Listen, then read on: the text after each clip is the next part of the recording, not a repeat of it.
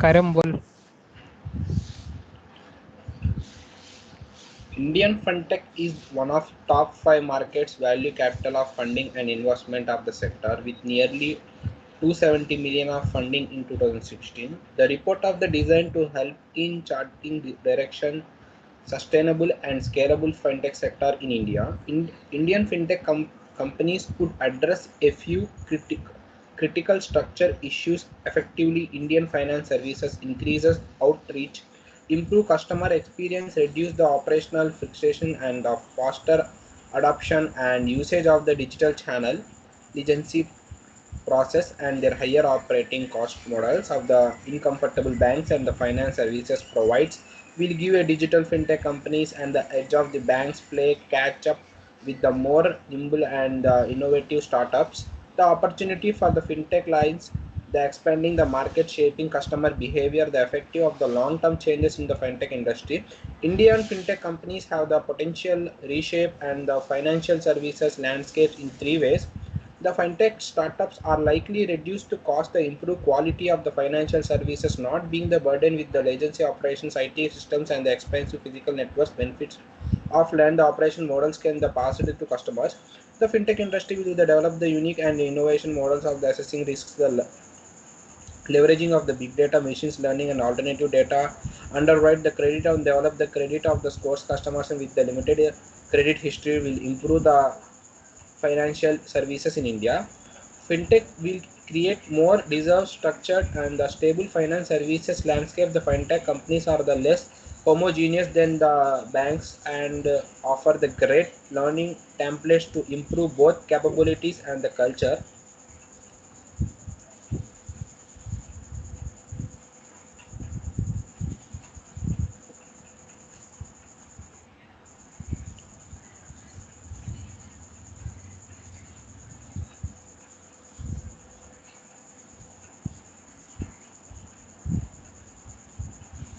Reviewing more than 200 scientific study to definition the new financial services.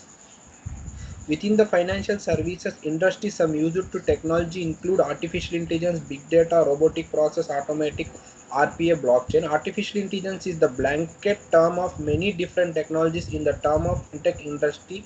AI is used. The various forms of AI algorithms can be used to predict changes of the stock market and give insight into economy. AI is used to provide insight the customer spending habits and allows the financial institutions to better understand the clients. Another AI driven tool starting to use the help with the customer service, big data, other fintech technologies in the fintech institution utilize the finance sector. Big data can use it to predict client investment on the market challenges, create a new strategy and the profiles of the big data. In the additional establishment of the competition, the fintech companies often face doubts in the fintech regular like issues of the banks, federal government. In July 2018, Trump advertisement issued policy statement allowed the fintech companies to apply the special purpose of the national bank from the federal office of the controller currency. Federal permissions apply state law recognizing federal chartered banks. Data security is the another issue regulation concerned about because of threat of hacking as well as need to protect sensitive consumer and cooperate the financial data. Leading global fintech companies and the protectively turning cloud technology meet increasingly strategy companies regulation the federal trace communications like that.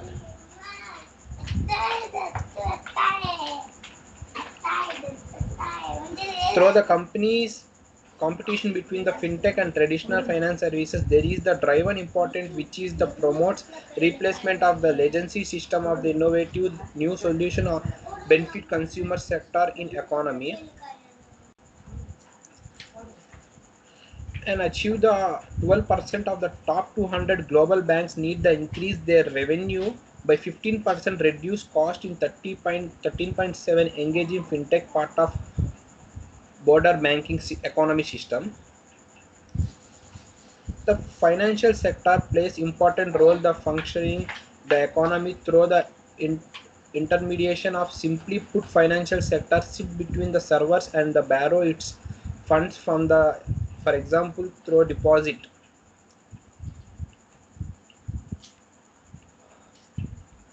Some well-known companies such as the Personal Capital Lending Club, Cabbage, and Wealth Fund is example for fintech companies have emerging.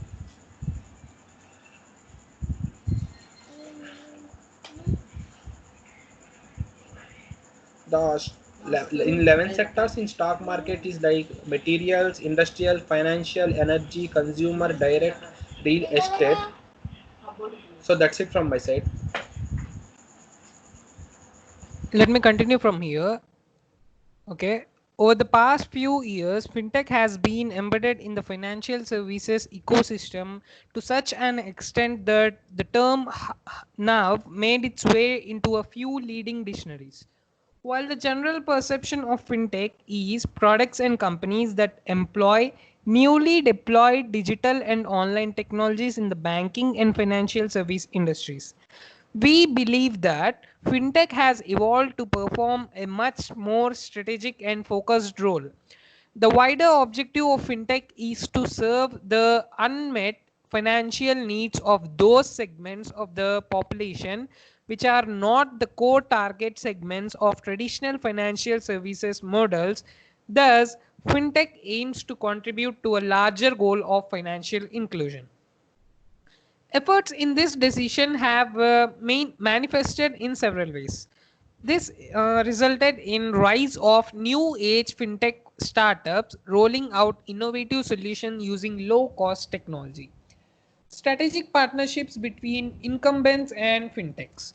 It also helped in launch of new digital products or digital only banks by incumbents.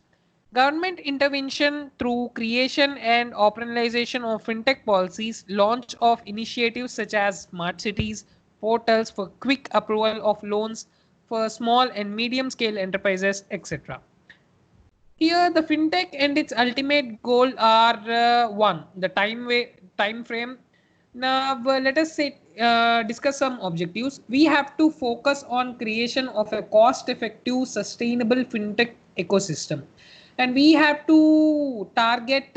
Our target segment should be we should focus on reducing cost of access to financial services for the next 500 million. Before it was like we rolled out of alternative disruptive tech driven business models across multiple segments, and our target segment was financially undeserved but has managed to address needs of only 23% of population.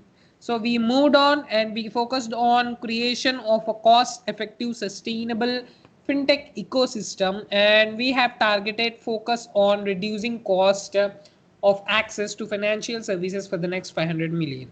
By creating a sustainable ecosystem, the ultimate aim of fintech would be to ensure a significant impact of fintech on the country's gross domestic project GDP. So let us discuss how this impact of fintech on Africa's GDP. The fintech industry is expected to increase the GDP of sub-Saharan Africa by at least $40 billion to $150 billion by 2022. This would be achieved by enabling digital financial services over the mobile phone network. Fintech would now pick up the baton and focus on the 500 million of the population. This would cover segments across urban and rural areas, a few of whom are shown below, a few of whom we will be discussing. Although the first wave ushered in innovation across all phases of the customer life cycle, the reach was limited to the affluent section of society. While alternatively, lending firms have developed models to bring in thin file clients into formal credit channels, the SME credit supply is still 17.9 trillion rupees. While stakeholders are making massive efforts to push digital payments, less than 2% merchants have enabled point of sale based cashless payments till date. Nowadays, we saw that these merchants are digital payments are being increased by 5% all over India. A few proposed critical interventions are: it is reaching out to the next 500 million of the population has its set of challenges. In order to create a cost effective and sustainable fintech ecosystem to serve the untapped segments, a few interventions are proposed. The first one here is achieving network efforts. Reaching the last mile of financially undeserved segment has significant cost implications, which may not be feasible for small fintech firms. There is a need to adapt innovative ways to enhance reach. One of them could be creating a strong influence. The low income segments are typically driven strongly by local influencers. Fintech can draw inspiration from segments such as food, beverages, travel, fashion, beauty, wellness, and lifestyle, where micro and nano influencers drive customer adoption significantly. These influencers need not be well known celebrities, but they ought to have the ability to influence the buying decisions of clusters within the undeserved segments. The second one is driving financial literacy. Uh, Many of firms are focusing on specific customer transactions, be it digital payments or availing of loans, insurance products, investing in mutual funds, etc. There is a clear need of transition from transaction mode to a relationship mode. The focus of fintech should be on the overall financial well-being of the population and not just on particular transactions. One of the key metrics could be ratio of customer lifetime value to customer acquisition cost, as customer acquisition cost for the target segment would be higher. Firms would need a focus on the lifetime value to assess the sustainability of the offering. One of the ways of lowering customer acquisition cost is developing strategic partnerships with financial and non-financial digital first innovative firms which have formalized their respective economies.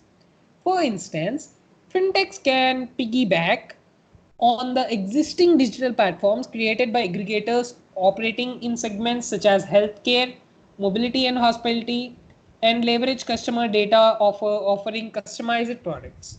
To reach segments such as marginal farmers and laborers, fintechs can leverage data from cooperatives and offer them specific products. The third one is financial services in a sachet. One of this educated offering small ticket size, contextual and need-based short-term financial products to meet specific requirements of the population. People who have been skeptical of buying one size fits all products would be encouraged to avail such products. While offering deep level customization may be cost prohibitive, the future could see the development of an pan India marketplace. Users can raise specific requests such as requirement of 10 rupees insurance product either online or through a nearby store, and provide can view for the same. Sustained and collaborative efforts can usher in significant strides in financial inclusions. The third one is cost effective customer support. Another key cost factor in providing financial services is customer support. The target segments would need assistance while availing services. One of the ways to contain costs is driving community based customer support by forming communities where users answer most of the queries raised by fellow users. This language support can further drive adoption of such services and reduce support costs. As we can see in Flipkart, many of the where ratings are given and questions are answered by the fellow users who have already used it by products. So this does a cost effective customer support. Now, a proposed technological stack where the customer interactions or online community of micro influences, offline community of micro influences, sachet financial services, DIY services support, community for customer support.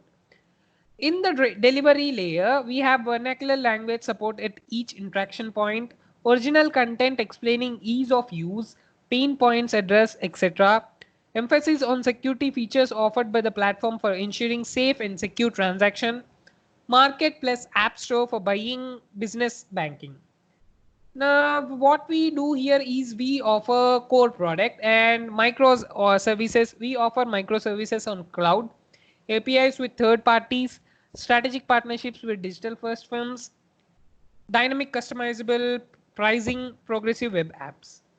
The key enabler in reaching out to the nearby is to have an asset lighted architecture platforms that leverages open source technology and shows the seeds of pan India fintech driven digital finance ecosystem. So what we do here is we target and build financial support and financial partnership with a leased store so that people could access the customer support easily. Now these are the key objectives and the success of our company would be looking like this. We will have a huge profit by following these things. So that's it from my side.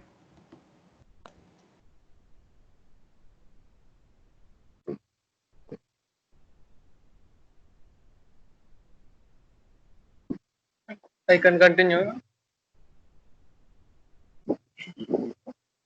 Artificial intelligence replicates human intelligence in the automated processes that machines perform. Machines are require human intelligence to execute actions. This computer process are data learning based and can respond, recommend, decide, and autocorrect on the basis of interactions. The change in a company's or nation's earnings, revenue, GDP, or some other measure from one period of time to the next. Growth shows by how much the measure as growth or shrunk in raw dollar amounts, but may be expressed as a percentage as well. It may or may not be adjusted for inflation. Financial analysis is a process of evaluating business and project suitability, the company's stability, profitability, and performance. It involves professional expertise. It needs a lot of financial data from the company to analyze and predict. The implementation of artificial intelligence in finance sector is automation to streamline processes, big data processing, matching data from records, calculations and reports, interpretations and expectations, provide personalized information, and also we use artificial intelligence to add virtual assistants, chatbots to the website, online portals, mobile applications, and your page on the social media platform. And India fintech is one of the top 5 markets by value of capital funding and investments in the sector with nearly $270 million of funding in 2016. This report is designed to help in charting direction for a sustainable and scalable fintech sector in India. Indian fintech companies could address a few of the critical structural issues affecting Indian financial services, increase outreach, improve customer experience, reduce operational friction, and foster adoption and usage of the digital channel. Legacy prone processes and higher operating cost models of incumbent banks and financial service providers will give digital fintech companies an edge. As banks play catch up with these more nimble and innovative startups, the opportunity for fintech lies in expanding the market, shaping customer behavior, and affecting long term changes in the financial industry. Indian fintech companies have the potential to reshape the financial services landscape in 3 ways. The first one is the fintech startups are likely to reduce costs and improve quality of financial services, not being burdened with legacy operations, IT systems, and expensive physical networks. Benefits of leaner operating models can be passed on to customers. The fintech industry will develop unique and innovative models of assessing risk, leveraging big data, machine learning, and alternative data to underwrite credit and develop credit scores for customers with limited credit history will improve the penetration of financial services in India. Fintech will create a more diverse, secured, and stable financial services landscape.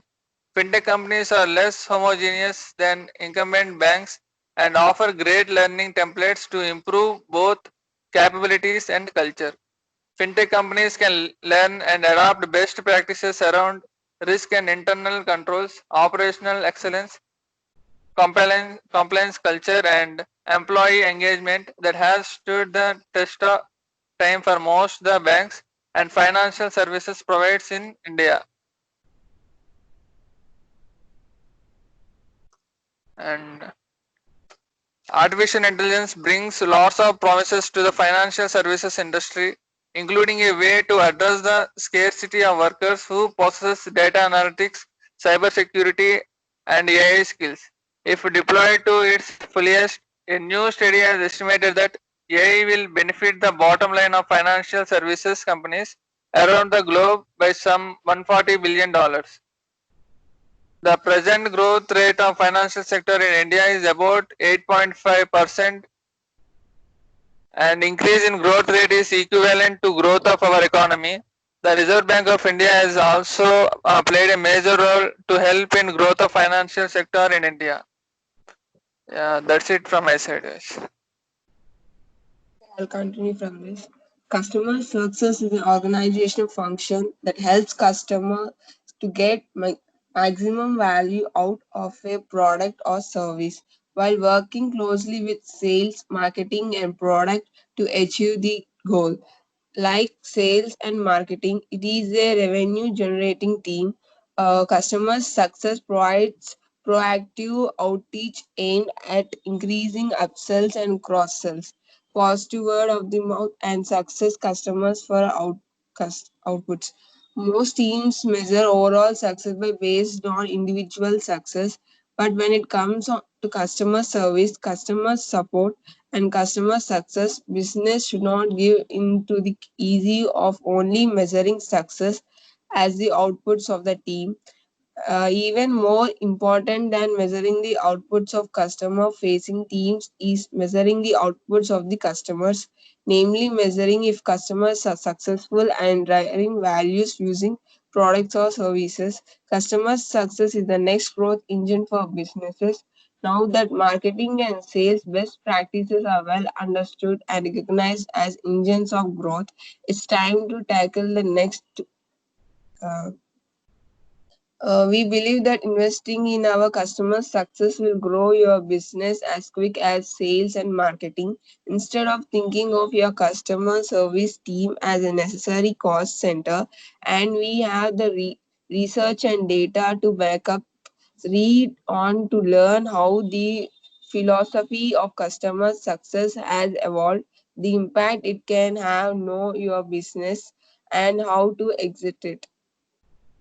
And customer success is an investment in your business growth, not a cost center. Customer success helps you engage and guide customers to help them grow into happy power users, and these satisfied advocates will recommend your brand and help grow your business as fast as sales and marketing. We think the growing companies we serve understand that because these respondents were also more likely to prioritize running the business in a cost efficient way than businesses that were stagnating. If you are not convinced that customer success is a growth lever at consider the research and recommendations of global management consulting firm the